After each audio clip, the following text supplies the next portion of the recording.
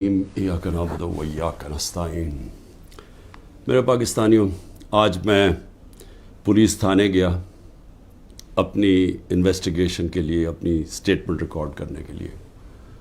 तो मेरे लिए तो अब ऐसे है कि अदालतें मेरा ऑफिस बन गई हैं। हर रोज़ मैं ऑफिस जाता हूँ जिस तरह, और ये इन्वेस्टिगेशन पुलिस के बार बार पुलिस और GITs की इन्वेस्टिगेशन में भी जाता हूँ। मैं सिर्फ अपनी कौम को आज ये बताना चाहता हूँ कि मुझे इस दौरान मैं अल्लाह का शुक्र अदा करता हूँ कि ये जो मैं 14 महीने से गुज़रा हूँ, मैंने 27 साल पहले तहरीक इंसाफ शुरू तो की थी कि इस मुल्क में सबसे बड़ा मसला ये है कि इंसाफ नहीं है। मतलब इंसाफ का मतलब ये, इंसाफ अब याद रखें हमेशा कमज़ोर को चाहिए होता है। ताकतवर अपने आप को कानून से ऊपर रखता है। अमेरिका अपने आप को इंटरनेशनल क्रिमिनल कोर्ट का हिस्सा नहीं बनाना चाहता क्योंकि वो ताकतवर है, लेकिन कमज़ोर मुल्क उसका हिस्सा बनना चाहते हैं क्योंकि उनको ताकतवर से तहफ़्फ़ुज़ चाहिए। जंगल के अंदर कमज़ोर को कोई तहफ़्फ़ुज़ नहीं मिलता, जो ताकतवर होता है बस उसका राज है। तो इंसानी माशरों के अंदर, जिस तरह मैं आपको बार बार ये चाहता हूँ आपके ज़हनों में चला जाए कि अल्लाह के सारे पैगम्बरों का असल मिशन ही इंसाफ था। और फिर से बता दूं, इंसाफ आज़ाद करता है इंसानों को, क्योंकि उनके हुकूक ताकतवर से उसकी जब तहफ़्फ़ुज़ देता है तो इंसान आज़ाद हो जाते हैं, और आज़ाद इंसान की परवाज़ ऊपर जाती है। एक इंसाफ के माशरे में अमन होता है, और अमन, इंसाफ और आज़ाद माशरे खुशहाल होते हैं। जो आज आप सारे दुनिया के माशरे देख लें, ये जो भी मगरब, यूरोप वगैरह, ये जो भी खुशहाली है वहाँ ये सारी चीज़ें हैं। इंसाफ है, आज़ाद हैं, अमन है, खुशहाल है। हमारा मसला ये है कि इंसाफ नहीं है। तो ये मेरी स्ट्रगल चली थी। तो इन 14 महीने में मुझे सही तरह अंदाज़ा हुआ है कि यहाँ तो बेचारा कमज़ोर पिस जाता है। यहाँ तो जो हमारा इंसाफ का निज़ाम है, उस बेचारा उसको तो वो बिल्कुल नहाता है, उसको माशरा बिल्कुल उसकी हिफाजत नहीं करता। मैं अपनी पार्टी को भी कहता हूँ कि जो अब हमारे से गुजर रही है, हमारे घरों में घुस घुस के, रिश्तेदारों के बच्चों को उठा के ले जाते हैं, औरतों को तंग बदतमीज़ी करते हैं। कईयों की जगह औरतें भी उठाई हैं, उनसे बदतमीज़ी की है, सेफ लूट लिए हैं, घर लूट लिए हैं, घर तोड़ दिए हैं, बिजनेसेस बंद कर दिए हैं। तो ये जो हमारे से हो रहा है, ये सारे कमज़ोर तबके से होता है पाकिस्तान में, जब वो ताकतवर के सामने उसका टाकरा होता है। आज अंदरूने सिंध आप चले जाएं तो जो वहाँ लोगों का कमज़ोर तबके का हाल है, मैं आपको यकीन दिलाता हूँ कि इंसानी माशरे में ऐसे लोगों को कोई नहीं रख सकता।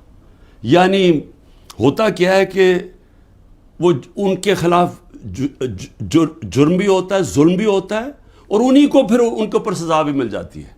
ये हर जगह है। ये हमारा बदकिस्मती से पख्तूनख्वा में थोड़ा सा कम है, लेकिन जिस तरह आप नीचे जाते जाएं, पंजाब, फिर सदर्न पंजाब, फिर सिंध, वहाँ तो कोई कमज़ोर की कोई सुनने वाला नहीं है।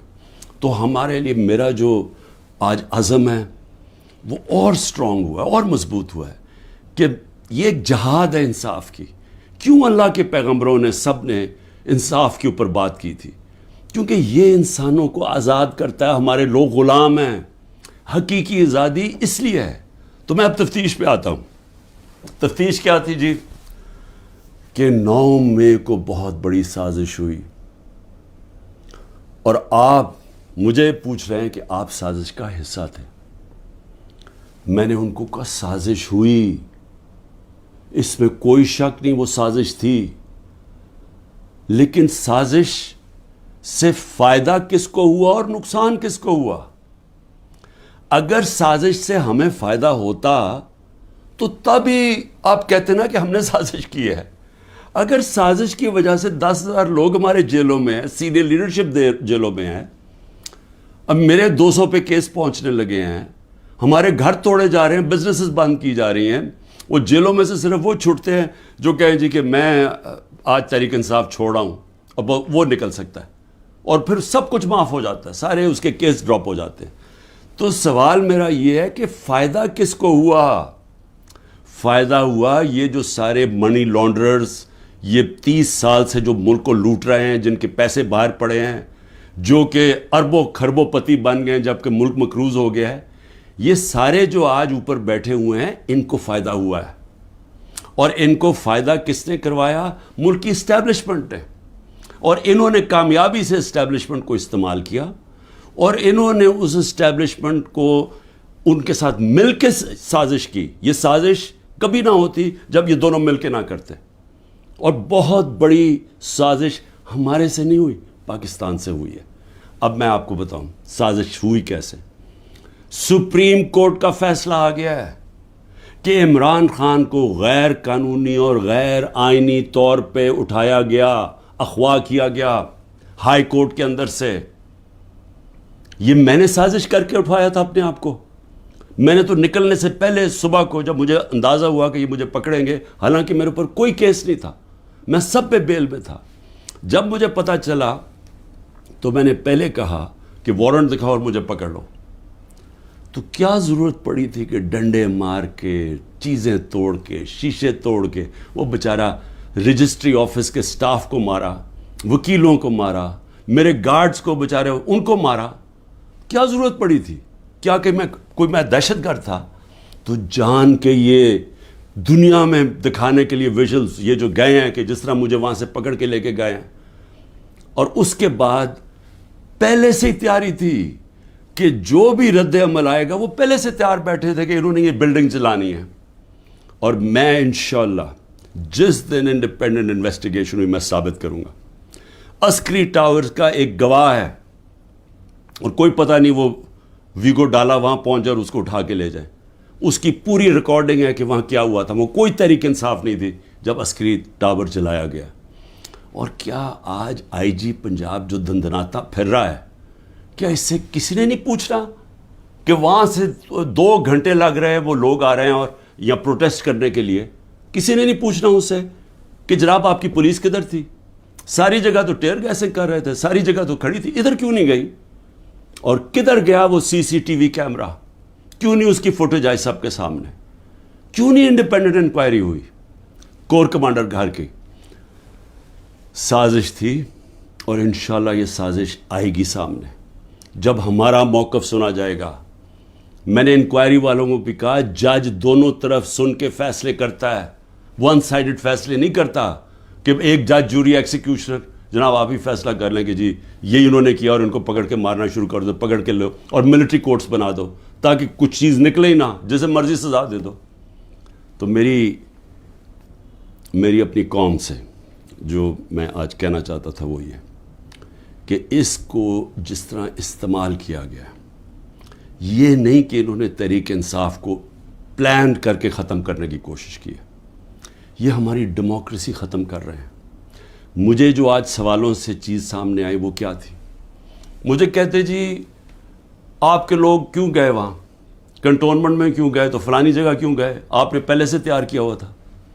میں نے ان سے پوچھا کہ جب مجھے کمانڈو ایکشن سے اٹھایا جا رہا ہے وہاں تو کدھر جانا تھا لوگوں نے پروٹیسٹ کرنے؟ تو اس کی باتوں سے مجھے یہ لگا کہ آپ کو پرامن احتجاج کرنے کی اجازت نہیں ہے کہیں جی ایچ کیو کے سامنے یا کنٹونمنٹ کے سامنے. مجھے بتائیں آئین میں کدھر لکھا ہوا ہے؟ کہیں آئین میں لکھا ہوا ہے تو میں مانوں کہ میں نے قانون توڑا ہے. آئین میں لکھا ہوا ہے کہ آپ کا حق ہے، ہر پاکستانی کا حق ہے کہ جب ناانصافی ہو، سمجھے، ناانصافی کے خلاف آپ پروٹیسٹ کر سکتے ہیں پرامن طور پہ. یہ آپ کا آئین کا حصہ ہے. اور ناانصافی ہوئی تھی، سپریم کورٹ نے کہا کہ ناانصافی ہوئی ہے. سپریم کورٹ نے اپنے فیصلے میں کہا ہے کہ غیر آئینی اور غیر قانونی طور پہ عمران خان کو اٹھایا گیا. اور پھر جس طرح ذلیل کر کے مجھے اٹھایا گیا، تو کیا یہ بھیڑ بکریاں تھیں؟ یہ تحریک انصاف کے جو لوگ تھے وہ بھیڑ بکریاں تھیں، چپ کر کے بیٹھ جاتی؟ کیا انہوں نے غلط کیا تھا کہ اگر وہ پرامن احتجاج کے لیے نکلے تھے؟ جی وہ جو جیو فینسنگ میں وہاں بھی پہنچ گیا نا، وہ بھی ساروں کو جیلوں میں ڈال دیا. اس کا مطلب آپ یہ کہہ رہے ہیں کہ آپ ساری جگہ احتجاج اگر کر سکتے تو کریں، لیکن کہیں بھی کنٹونمنٹ کے اندر جی ایچ کیو آپ اس کے سامنے احتجاج نہیں کر سکتے. آپ ذرا غور سے سمجھیں کہ اس کا مطلب کہ آپ نے کہا ہے کہ اگر وہ قانون توڑیں بھی تو وہ قانون سے اوپر ہیں. یہ مطلب ہو گیا نا اس کا. میرے اوپر ایک کیس کیا ہے کہ میں نے ملک سے غداری کی. ملک سے کیا غداری کی کہ جنرل فیصل نصیر کو میں نے کہہ دیا ڈرٹی ہیری, اور میں نے اس کو کہا کہ یہ ذمہ دار ہے میرے قتل کا کرنے کی کوشش پہ. اس کو کہا جی آپ نے ملک سے غداری کر دی. اس کو ملک سے غداری کہہ رہے ہیں.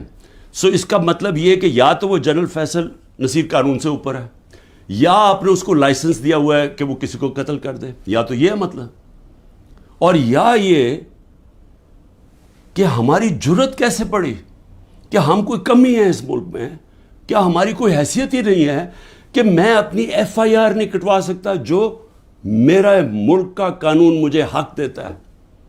بھئی مجھے سے وہ پہلی جے آئی ٹی میں پوچھتے جی خان صاحب آپ کے پاس پروف کون سے تھے کہ یہ فیصل نصیر نے کروایا.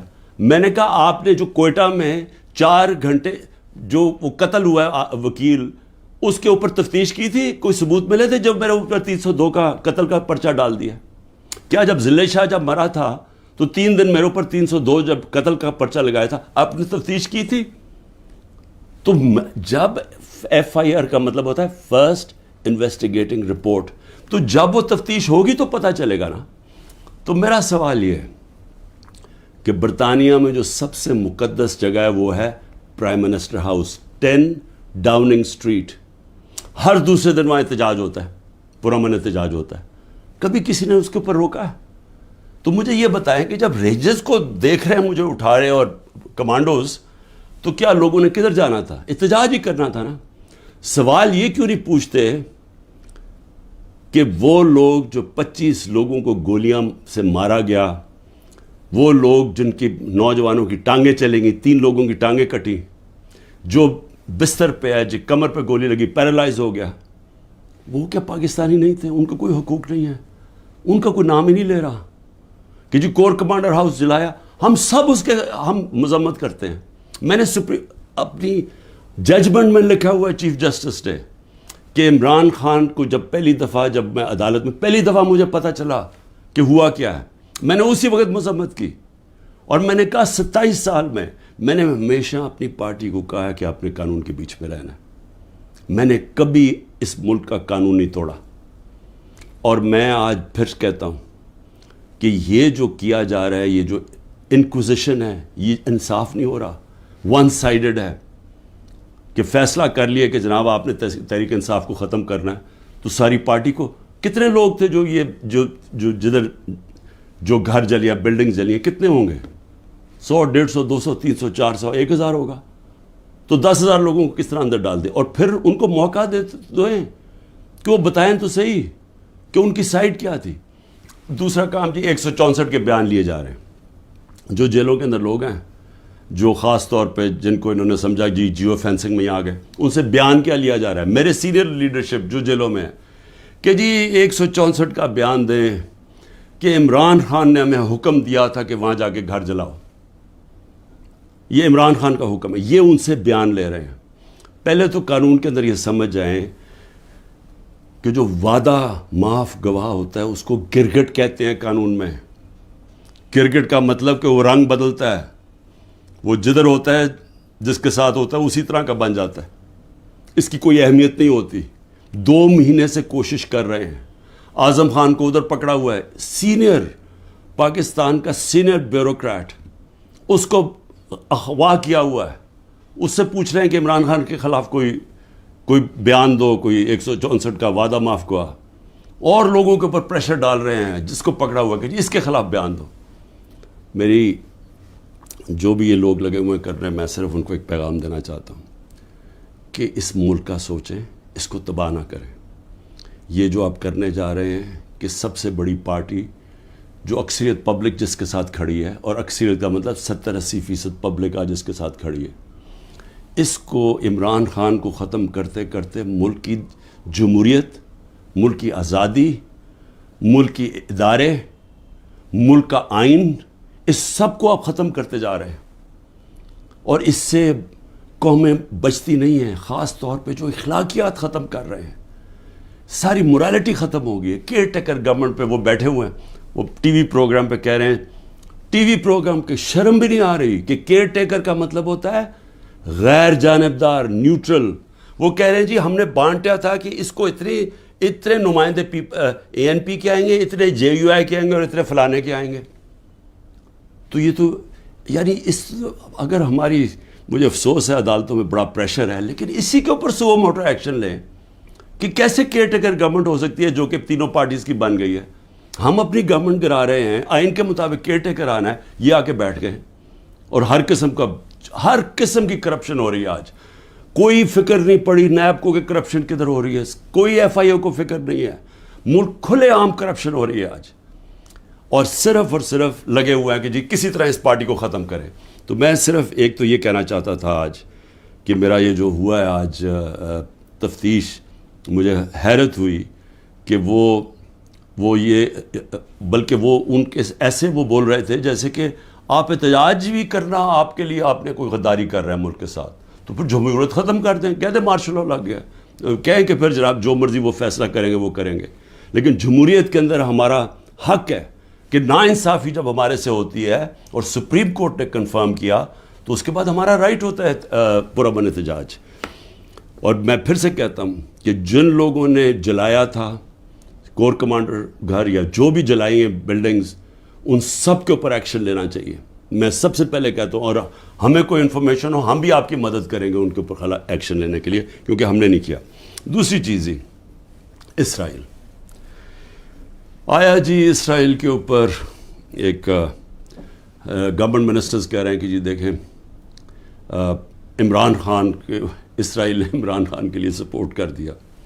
پہلے تو یہ ذرا میرے بیان سن لیں, یہ جب میں پرائم منسٹر تھا, یہ میرے بیان صرف یہاں نہیں ہیں, 2 پاکستان میں بھی ہیں اور امریکہ کے اندر جا کے میں نے یہ بیان دیا ہے. یاد رکھیں امریکہ کے اندر سب سے تکڑی لابی اسرائیل کی لابی ہے. امریکہ کے اندر سن لیں کہ میں نے بیان کیا دیا, اور پاکستان میں بھی پرائم منسٹر ہوتے ہوئے. Next questioner. There's been talk about Pakistan forming relations with Israel, and we know the winds of change are blowing through the Middle East. Is this in the cards, and why? I'm afraid I don't know where this has come from. It's not. Pakistan has a very straightforward position, and it was a founder of Pakistan, Quaid-e-Azam, Muhammad Ali Jinnah, who was very clear that, there has to be a just settlement, a homeland for Palestinians before Pakistan can recognize Israel.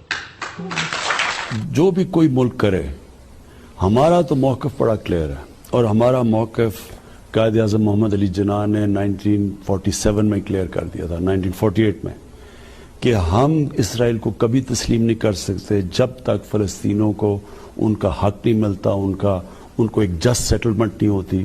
جو 2 nation theory تھی Palestinian کی کہ ان کو پورا ایک ان کی state ملے جو کہ پیلسٹینین فیصلہ کریں, ٹھیک ہے.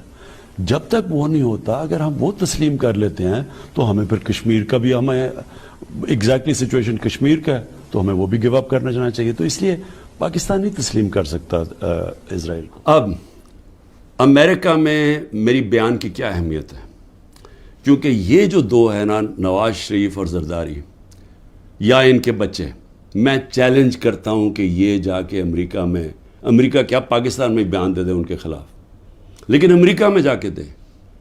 یہ میں کہتا ہوں کہ ان کی اتنی جرت نہیں تھی کہ جب امریکہ نے اور ہندوستان نے مل کے موڈی کے دورے پہ امریکہ جب جوائنٹ سٹیٹمنٹ دی اور انہوں نے کہا کہ پاکستان کا نام لیا بائیلیٹرل ٹاکس میں, پاکستان کا نام آتا ہے کہ جی پاکستان کراس بارڈر ٹیررزم کر رہی ہے اور پاکستان کو بند کرنی چاہیے.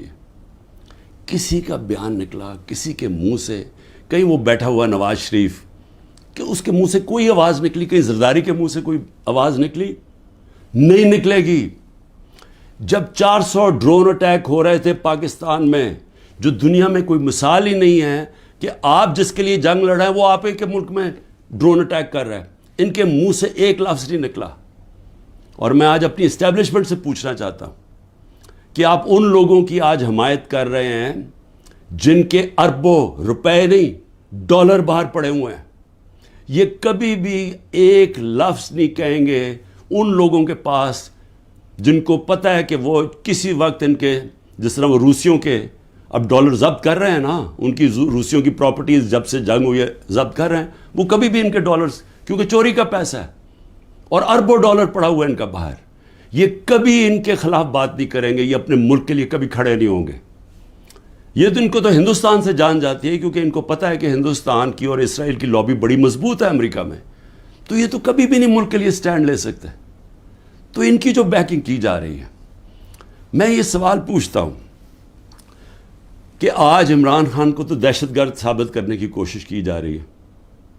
مجھے یہ بتائیں کہ کبھی عمران خان نے ایسی حرکت کی کہ امریکنوں کو میسج بھجوایا جائے اپنے ایمبیسڈر حسین حقانی کے ذریعے میمو گیٹ کے اندر، وہ جو میمو گیٹ تھا، امریکنوں کو کہہ رہا ہے کہ ہماری فوج سے ہمیں بچا لو، اس کو آج پرائم پوزیشن میں بیٹھا ملک کے فیصلے کر رہا ہے.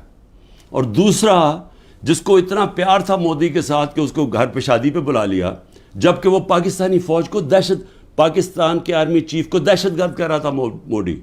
وہ کہتا پرائم منسٹر ٹھیک ہے لیکن وہ تو پتلا ہے، دہشت گرد پاکستانی فوج کو کہہ رہا تھا. ڈان لیگز کے اندر کیا ہوا؟ وہی کہہ رہا تھا نا کہ ہم تو بے بس ہیں جناب، ہماری فوج دہشت گردی کر رہی ہے.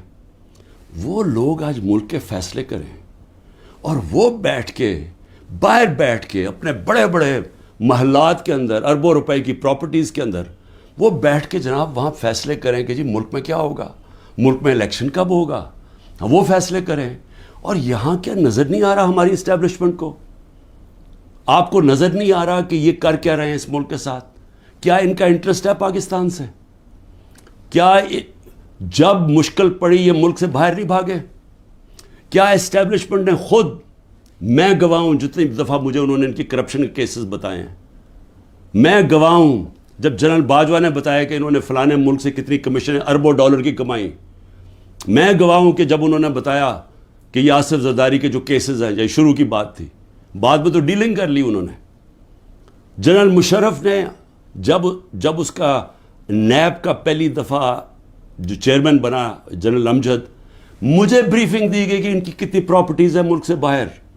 یہ تو پکڑی گئی ہے نا ایون فیلڈز کی اور 2-3 اور، باقی کتنی پراپرٹیز ہیں؟ میں بات کر رہا ہوں تب کی، آج سے 20 سال پہلے کی. اس کے بعد جو لوٹ مار انہوں نے 10 سال کی وہ اس کے اوپر ہے، اور آج جو کر رہے ہیں.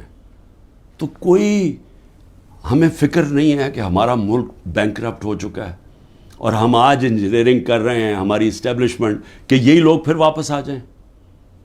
تو کوئی فکر نہیں ہے ملک کی. کیا یہ عمران خان نے کوئی ٹھیکہ لیا ہوا ہے کہ وہ سارا وقت یہ سارا برداشت کرے یہ جو ہو رہا ہے آج، اور صرف وہی اسی کے اوپر سارا رکھے کہ جی اس کو کسی طرح دبا دو؟ کس کا فائدہ ہے اس میں؟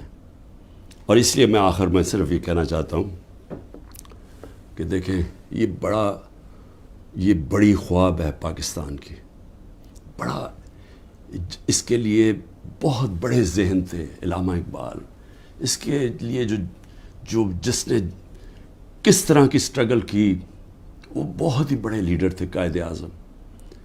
اور وہ لوگوں نے اس ملک کو جس طرح بنایا، اور جس طرح قائد اعظم نے جب پہلی دفعہ پاکستان آئے، جب ابھی پاکستان نہیں بنا 3 ہفتے پہلے آئے، تو انہوں نے کہا کہ اپنے اے ڈی سی کو کہ میں نہیں سمجھتا تھا کہ میری زندگی میں یہ پاکستان بنے گا.